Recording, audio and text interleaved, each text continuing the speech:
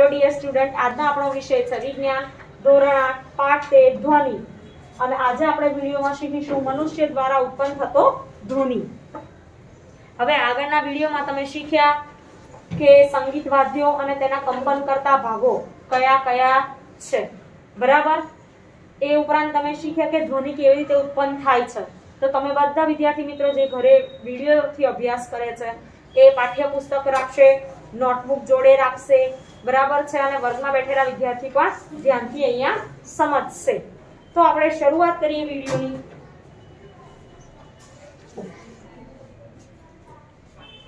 તો એમાં સંગીત વાદ્યો વિશે તમે ભણી ગયા બધા, બરાબર ને? ચલો પ્રશ્ન પૂછું, કેટલું યાદ છે એની માહિતી મળે આપણાને. વીણા, તો વીણામાં ધ્વનિ ઉત્પન્ન કરતો ભાગ કયો છે? બોલો જેનિશ. તણાયેલી દોરી. યસ, વેરી ગુડ, તણાયેલી દોરી. પછી તબલામાં બોલો લીગમ. ખેંચાયેલી સપાટી. બરાબર, ખેંચાયેલી સપાટી. વાંસળીમાં બોલો ત્રિષા. હવાનો સ્તંભ. વાયોલિનમાં બોલો નેહલ. તણાયેલી દોરી. તણાયેલી દોરી. ઢોલકમાં બોલો દીપાલી. ખેંચાયેલી ત્વચા. ખેંચાયેલ ત્વચા એટલે કે સપાટી જે હોય એ મેમ્બ્રેન. શરણાઈમાં બોલો માહી. હવાનો સ્તંભ. હવાનો સ્તંભ. આરતી કરતી વખતે જે વપરાતો ઘંટ છે એમાં શું આવે? બોલો પ્રિયલ. બહારનો પતરા જેવો ભાગ. બહારનો પતરા જેવો ભાગ. તો સાધનો અને એમાં જે ભાગ છે ધ્વનિ ઉત્પન્ન કરતા એ કોષ્ટક તમારે તૈયાર કરવાનું છે. પ્રવૃત્તિનો પણ અભ્યાસ કર્યો આપણે કે કેવી રીતે ધ્વનિ ઉત્પન્ન થાય છે, બરાબર. આગળ જોઈએ પ્રવૃત્તિ છે એ 13.14 ની 13.4 ની વાત કરી હતી કે એક તારા વિશે, કે કેવી રીતે અવાજ ઉત્પન્ન થાય છે. તો તમારામાંથી ઘણાએ કદાચ મંજીરા, માણ, માટીના ઘડા, કરતાલ જોયા હશે. ભજનમાં ક્યારે ગયા છો? ઓકે, તો ભજનમાં મંજીરા હોય, કરતાલ હોય, બરાબર ને. અમુક જગ્યાએ એવા હોય તો બીજી જગ્યાએ કોઈ ભજન મંડળી ગમે એમાં માટીના ઘડાએ હોય એવા કે જેને વગાડીને અવાજ ઉત્પન્ન થતો હોય. તો આવા ઘણા બધા વાદ્યો છે આપણા દેશમાં જે ઉપયોગમાં લેવાય છે. કે આ સંગીત વાદ્યોને ફક્ત ટીપવામાં કે અથડાવવામાં આવે છે. શું કરીએ આપણે સંગીત વાદ્યોને? તો ટીપીએ કે અથડાઈએ. કરતાલ હોય, મંજીરા હોય, મંજીરાને એકબીજા સાથે શું કરવામાં આવે? અથડાવવામાં આવે છે, બરાબર. ઢોલક હોય તો ઢોલકને આપણે હાથ વડે એની સપાટી પર એ કરીએ એટલે ઢોલકમાંથી અવાજ ઉત્પન્ન થાય છે. હવે આવા બીજા ઘણા બધા સંગીત વાદ્યો તમે યાદી બનાવી શકો. હવે જોવાની છે પ્રવૃત્તિ 13.5 કે 6 થી 8 પ્યાલા કે ડબલા લો. ઘરમાં પ્યાલા હોય, નાના નાના ડબલા પણ હોય. તો એક છેડાથી શરૂ કરી બીજા છેડા સુધી વધતા ક્રમમાં જુદા જુદા સ્તર સુધી પાણી ભરો.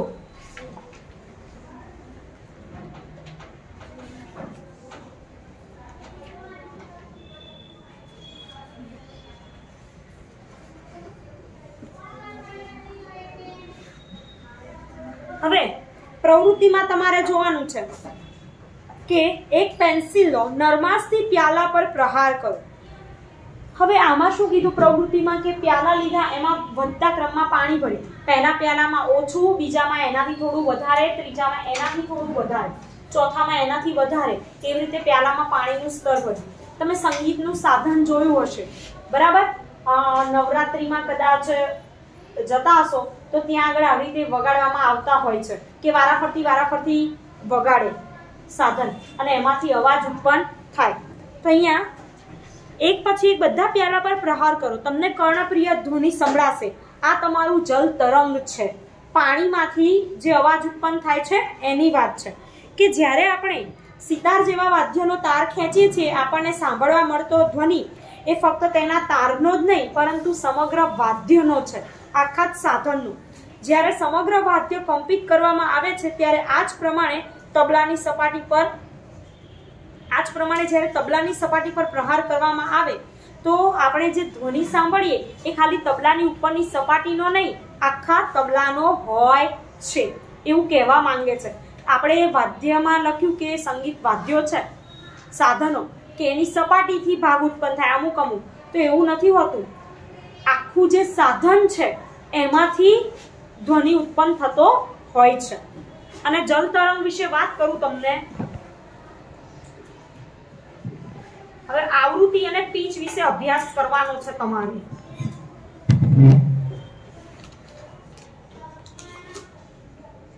તો જુઓ, તમને એવી ખબર છે કે અમુક વિસ્તાર સુધી અને અમુક એરિયામાં એવું થશે અથવા તો અમુક સાધનમાં અવાજ ધીમો સંભળાશે અને ઘણામાં અવાજ કેવો હશે? ખૂબ જ વધારે, ધ્વનિનું પ્રમાણ વધારે હશે.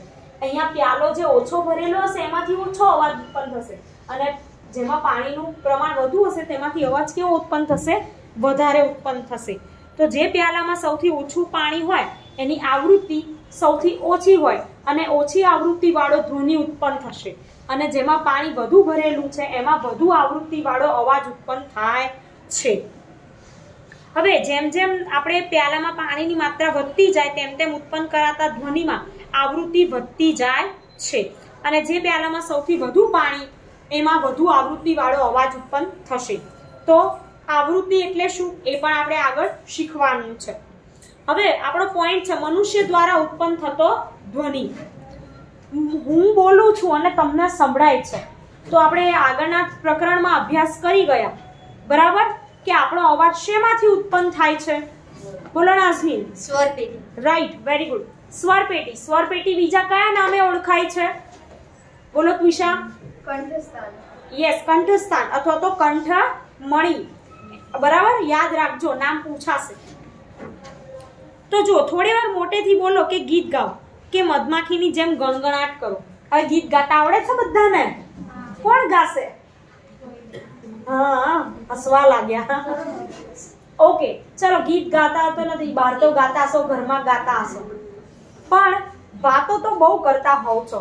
એટલે કોઈ પણ ટીચર ખાલી સહેજ 1 મિનિટ આમ કે આમ જોવે કે આગા પાછા થાય ત્યાં ગણગણાટ ક્લાસમાં ચાલુ થઈ જાય છે. બરાબર ને? તો તમે તમારા હાથ દર્શાવ્યા મુજબ તમારા આકૃતિ 13.8 જુઓ. એમાં દર્શાવ્યા મુજબ તમારા હાથને ગળા ઉપર મૂકો. શું તમને કોઈ કંપન અનુભવો છો? બધા અહીંયા હાથ મૂકો અને મારી સાથે બોલો ઓમ. ઓમ. તો શું તમને કંપન અનુભવ્યું? હા કે ના? તો આપણો અવાજ છે એ ક્યાંથી ઉત્પન્ન થાય છે? સ્વર પેટીમાંથી. ખાલી ઓમ બોલવાનું કહ્યું હતું, હા, બીજું કાંઈ નહીં. મનુષ્યોમાં સ્વર પેટી કે કંઠસ્થાનમાંથી ધ્વનિ ઉત્પન્ન થાય છે. લખજો.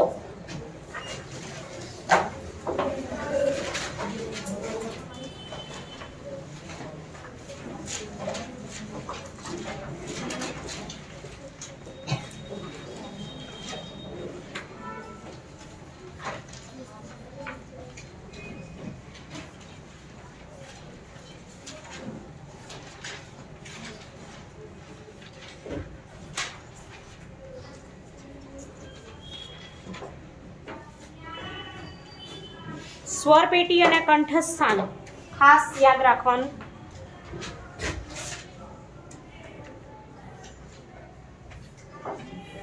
તમે અગત્યના પોઈન્ટ લખો ને તો આવી રીતે બ્લેક પેન થી નીચે અંડરલાઈન કરી શકો. બરાબર? હવે જુઓ, તમારી આંગળીઓ ગળા પર મૂકો તો એક કઠણ ટેકરા જેવો ભાગ જણાશે. કોઈ પણ વસ્તુ ગળશો ત્યારે તે હલનચલન કરતો જણાશે. આપણે આપણા ગળા અહીંયા હાથ મૂકીએ તો ટેકરા જેવો ભાગ દેખાય છે અને પાણી પીશું, કંઈ ખાઈશું, બોલીશું તો એમાં હલનચલન જણાય છે. તો શરીરના આ ભાગને સ્વર પેટી કહેવાય છે. તે શ્વાસ નળીના ઉપલા છેડા પર હોય છે. ક્યાં આવેલી છે સ્વર પેટી? તો શ્વાસ નળીના ઉપલા છેડા પર. 2 સ્વર તંતુઓ સ્વર પેટી અથવા કંઠસ્થાનથી એવી રીતે ખેંચાયેલા હોય છે કે જેથી એક સાંકડી તિરાડ હવાની અવર જવર માટે બંને વચ્ચે રહે છે. આ જે સ્વર પેટી છે એ સ્વર પેટીમાં 2 સ્વર તંતુઓ આવેલા હોય છે અને એ જે સ્વર તંતુઓ હોય એ સ્વર તંતુઓ વચ્ચે એક તિરાડ હોય છે, એક ભાગ હોય છે અને એ જે ભાગ હોય છે એમાંથી હવાની અવર જવર થતી હોય અને એના દ્વારા શું ઉત્પન્ન થાય છે? અવાજ. આકૃતિમાં દેખાય છે તમને? જ્યારે ફેફસા તિરાડ દ્વારા હવા ધકેલે છે ત્યારે સ્વરતંતુઓ કંપન અનુભવે છે. હવે પ્રશ્ન થશે કે આપણા શરીરમાં હવા કેમ નહીં જાય? તો ફેફસામાં આપણે શ્વાસમાં લઈએ છીએ હવા, બરાબર ને? ઓક્સિજન વાયુ લેવા માટે આપણે હવા લેવી જરૂરી છે. ઓક્સિજન વાયુ ઇન્હેલ કરીએ છીએ. તો ફેફસા એ સ્વર પેટીમાં શું કરે છે? હવા ધકેલે છે અને એ હવાથી સ્વર તંતુઓ શું અનુભવે છે? કંપન, ધ્રુજારી અનુભવે છે અને એમાંથી ધ્વનિ ઉત્પન્ન થાય છે. સ્વરતંતુ સાથે જોડાયેલા સ્નાયુઓ તંતુઓને ચુસ્ત કે ઢીલા રાખવામાં મદદ કરે છે. જ્યારે સ્વરતંતુઓ ચુસ્ત અને પાતળા હોય ત્યારે અને જ્યારે તંતુઓ ઢીલા અને જાડા હોય ત્યારે અવાજનો પ્રકાર અને ગુણવત્તા જુદા જુદા હોય. તમને ખબર છે કે આપણે અહીંયા બેઠેલા વર્ગમાં 37 વિદ્યાર્થી છે. શું 37 વિદ્યાર્થીનો અવાજ સરખો છે? ના, નથી. કારણ કે તમારા સ્વરતંતુ ઘણાના જાડા હોય, પાતળા હોય, બરાબર, કોઈના ઢીલા હોય કે કોઈના ચુસ્ત રીતે બંધાયેલા હોય છે. હવે જુઓ આકૃતિ 13.6 અને આવી તમે સ્લીટની મદદથી અવાજ પણ પટ્ટીની મદદથી બનાવતા હશો ને કરતા હશો. ઘણા અવાજ કરતા હોય. ફટાકડો બનાવો છો જેમ કાગળમાંથી, હોડી બનાવો, બરાબર, એમ આવી રીતે સ્લીટ પણ બનાવી શકાય. એક જ માપની કદની રબરની 2 પટ્ટી લો, એકને બીજા પર મૂકો, તેમને ચુસ્ત રીતે ખેંચો. હવે તેમની વચ્ચેની જગ્યામાં હવા ફૂંકો. જેમ ખેંચાયેલી રબરની પટ્ટી વચ્ચેથી હવા ફૂંકાય તેમ ધ્વનિ ઉત્પન્ન થાય છે. 2 પટ્ટી લેવાની, એને ખેંચીને રાખવાની, વચ્ચેની જગ્યામાંથી શું કરવાનું? હવા પસાર કરવાની, બરાબર. તો એ હવાથી શું થશે? તો એ હવાથી અવાજ ઉત્પન્ન થાય છે, બરાબર. આ પ્રવૃત્તિ તમે ઘરે કરી શકો. હવે જુઓ આગળ.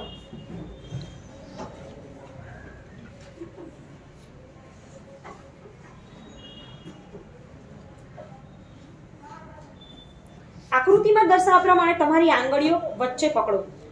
હવે ફાંટમાં ફૂંક મારો, ધ્વનિ સાંભળો. તો આપણા સ્વરતંતુઓ સમાન રીતે ધ્વનિ ઉત્પન્ન કરે છે.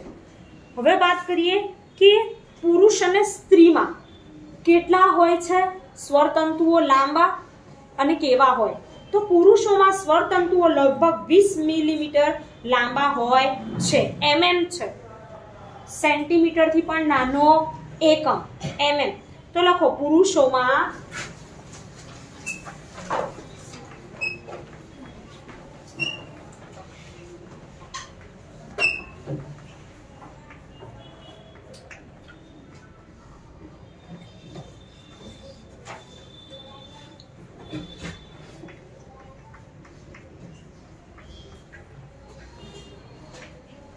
mm લાંબા.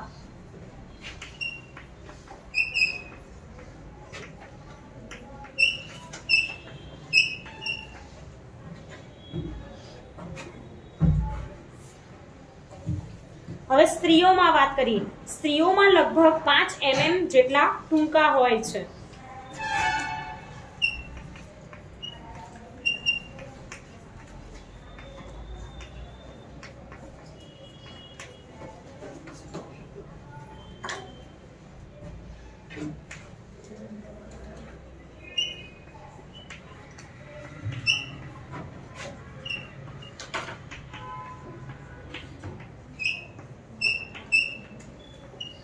ટૂંકા હોય છે.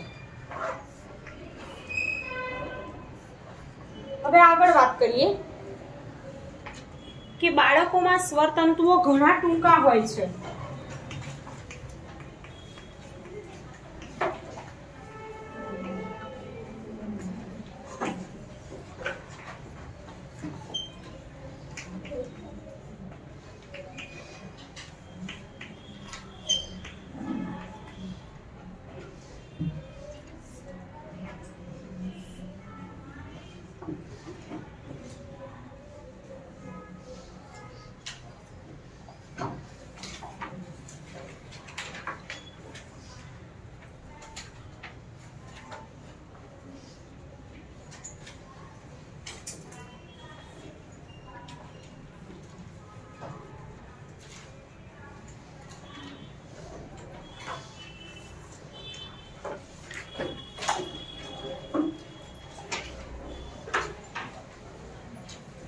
જોઈએ.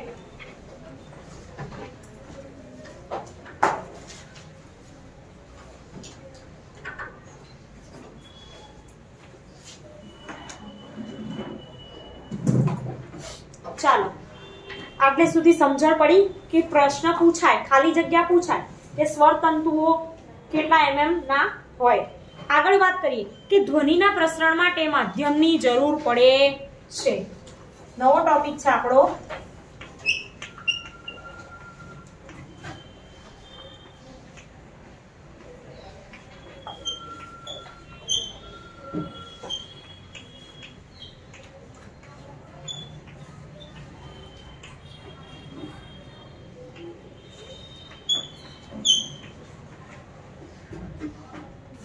હવે હું બોલું છું, તમને સંભળાય છે, એનું કારણ શું? તો આપણી આસપાસ શું રહેલું છે? હવા. હવાના કારણે મારો અવાજ કે મારા સ્વરના જે તંતુઓમાંથી જે અવાજ ઉત્પન્ન થાય છે, જે તરંગો છે ધ્વનિના, એ તરંગો હવાના માધ્યમ દ્વારા તમારા કાન સુધી પહોંચે છે.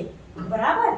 અને એના લીધે શું થાય છે કે અવાજ ઉત્પન્ન થાય છે. હવે એમાં પ્રવૃત્તિ આપી છે. તો એક કાચનો ગ્લાસ લેવાનો છે. કાચના ગ્લાસની અંદર એક સેલફોન મૂકવાનો છે. બરાબર? ધાતુ કે કાચનો એક ગ્લાસ લો. ખાતરી કરો કે તે કોરો છે. તેમાં સેલફોન મૂકો. પાણીમાં મૂકવાનો નથી, કોરો ગ્લાસ લેવાનો છે. તમારા મિત્રને બીજા સેલફોનથી આ સેલફોન પર રિંગ કરવાનું કહો અને રિંગ ધ્યાનપૂર્વક સાંભળો. તો તમને જોરથી તમારા ફોનની રિંગ વાગતી સંભળાશે? હા કે ના? હા, સંભળાશે. હવે કાચની ગ્લાસની ધારને તમારા હાથ વડે ઘેરો. શું કરવાનું?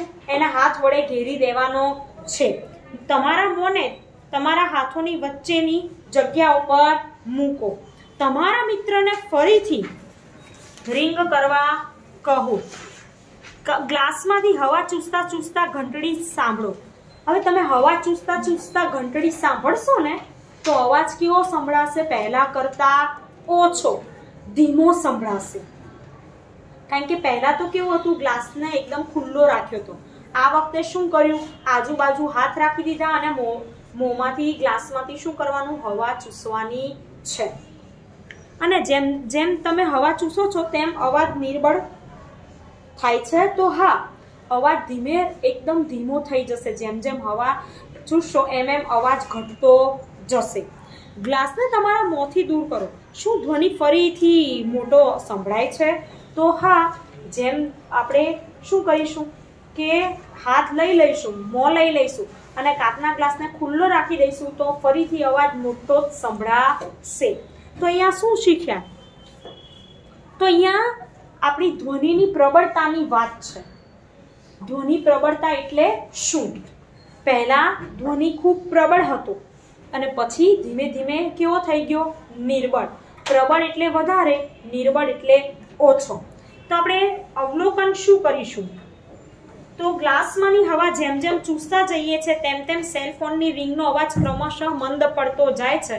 કારણ કે ગ્લાસમાંની હવા ચૂસતા તેની અંદર હવાની માત્રા ઘટી જાય અને હવાની માત્રા ઘટવાથી ધ્વનિ પણ કેવો થઈ જાય છે? મંદ થઈ જાય છે.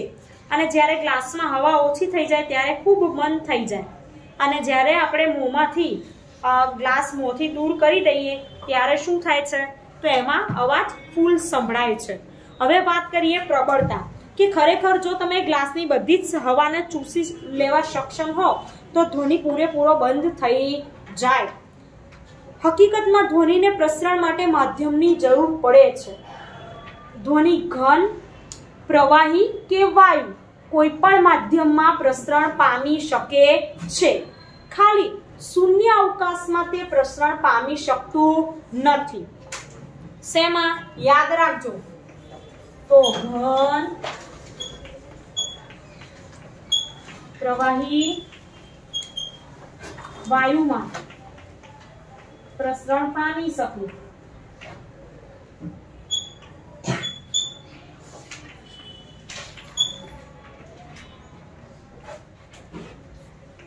શૂન્ય અવકાશમાં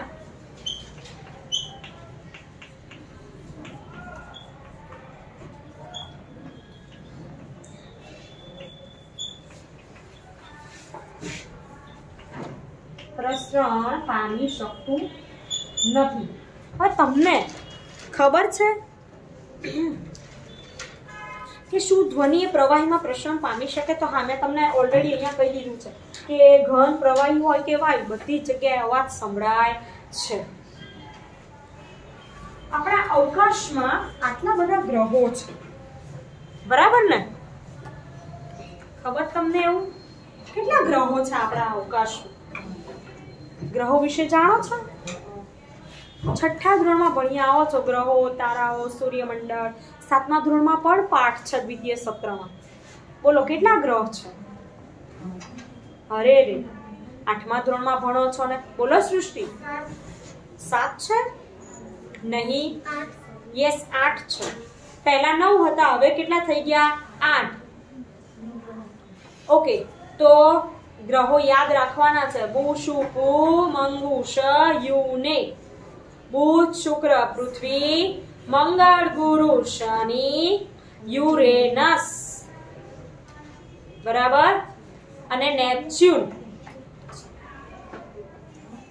સમજ્યા? પ્લુટો આવશે ને, એને વામન ગ્રહ તરીકે 2006 માં ઇન્ટરનેશનલ એસ્ટ્રોનોમિકલ યુનિયન દ્વારા એને વામન ગ્રહ નક્કી કરવામાં આવ્યો છે. એ ગ્રહોની શ્રેણીમાં ફિટ બેસતો નથી, એટલે હવે ફક્ત 8 ગ્રહ છે. તમને ખબર છે અવકાશમાં ઉલ્કા શિલા થાય છે, ઉલ્કાઓ પડે છે. પછી લઘુ ગ્રહોના પટ્ટા આવેલા છે, મંગળ, ગુરુ અને મંગળની કદાચ વચ્ચે, બરાબર. નાના નાના બીજા ઘણા બધા અવકાશમાં છે. તો એ જે અવકાશમાં એકબીજા સાથે અથડાય છે અથવા તો કોઈ ક્રિયા થાય છે, તો પણ એનો અવાજ ધડાકા થતા હોય તો એનો અવાજ આપણા સુધી પહોંચતો નથી. તમને કોઈ દિવસ અવકાશનો અવાજ સંભળાયો અહીંયા? કેમ? કારણ કે ત્યાં હવા નથી, ત્યાં કોઈ માધ્યમ નથી, ત્યાં શૂન્ય અવકાશ છે. ત્યાં હવા હોત, માધ્યમ હોત, તો આ બધા જે સ્પેસ શટલમાં જાય છે, મિલિયનર બધા પૈસાવાળા માણસો, હમણાં જેફ બેઝોસ ને બીજા કયા કયા છે નાસામાં જે સંસ્થા છે, એમાં 2 છે મેઇન પૈસાવાળા, જે અમેરિકાના કંપનીના માલિકો. એ પોતાના ખર્ચે પોતાનું સ્પેસયાન કરી અને અવકાશમાં જઈને આવ્યા, સફર કરી આવ્યા. તો એમને ઘણા વર્ષોની મહેનત લાગી. કેમ? કારણ કે ત્યાં શૂન્ય અવકાશ છે, ત્યાં આપણી જેવી હવા નથી કે માણસો રહી શકે. અને ઘણીવાર એવું પણ થાય કે જ્યારે જળ પૃથ્વી પર આવે અવકાશમાંથી પૃથ્વી પર, ત્યારે વાતાવરણ ઘર્ષણ પણ થાય, કારણ કે શૂન્ય અવકાશમાંથી વાતાવરણમાં આવવાનું થતું હોય છે, બરાબર. તો આ તો એટલા માટે કહું છું, તમારી જાણકારી માટે, એટલે કે ત્યાં અવકાશમાં શૂન્ય અવકાશ છે. હવે તો નાસાની સંસ્થાએ પાર્કર પ્રોબ નામનું મિશન કર્યું છે, જે સૂર્યની આસપાસ અને સૂર્ય કેવો દેખાય છે એના ફોટોસ મોકલશે નાસાની સંસ્થાને. પાર્કર પ્રોબ નામ છે. તમે આવું બધું જાણકારી રાખો, બરાબર. વિજ્ઞાન અને ટેકનોલોજીનો અભ્યાસ કરો છો તો. અને ભારત પણ ગગનયાન મિશન ચલાવવાનું હતું, પણ હમણાં કોરોનાને કારણે થોડું અટકી પડ્યું છે. તો આવા બધા જે માણસો હોય ને, જે સંસ્થા હોય છે વિજ્ઞાનની, એ શું કરે છે કે આવા સ્પેસ શટલ બનાવી અને અવકાશમાં જાય. એ સ્પેસ શટલમાં એવી રીતે વાતાવરણ કરવામાં આવે પૃથ્વી જેવું, એટલું તાપમાન હોય, ખાણીપીણીની વસ્તુઓ હોય, એટલી ટેકનોલોજી હોય કે ત્યાં એ રહી શકે. અને ઘણીવાર ફોટોસ પણ આવતા હોય તે તરતા હોય ત્યાં આગળ, કારણ કે હવા જ હોતી નથી, શૂન્ય અવકાશ છે. એટલે એટલું સમજાવ, શૂન્ય અવકાશમાં ધ્વનિનું પ્રસરણ થતું નથી. યાદ રાખજો. વૈજ્ઞાનિક કારણ આવશે. કયા માધ્યમમાં થાય છે? તો ઘન પ્રવાહી અને વાયુમાં. આ વિડીયોમાં આપણે આટલે સુધી રાખવાનું છે. પ્રવૃત્તિ 13.8 થી બીજી માહિતી આપણે આગળના વિડીયોમાં જોઈશું. Thank you.